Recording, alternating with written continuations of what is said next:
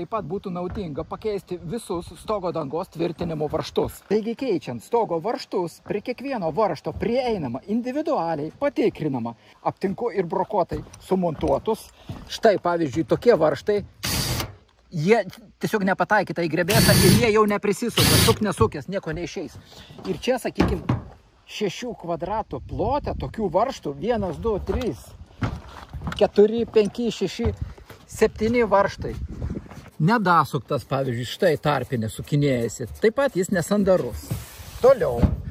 Perverštas tarpinė kaip ištryškus. Jos tarnavimo laikas taip pat jau pasibaigė. Taigi ir kreivai įsukti varžtai. Štai ir čia persuktas varžtas. Štai ir čia taip pat persuktas varžtas. Tarpinė kaip ištryškusi. Jinai suskyla, atsilaisvina ir gaunasi pratekėjimai per tas vietas.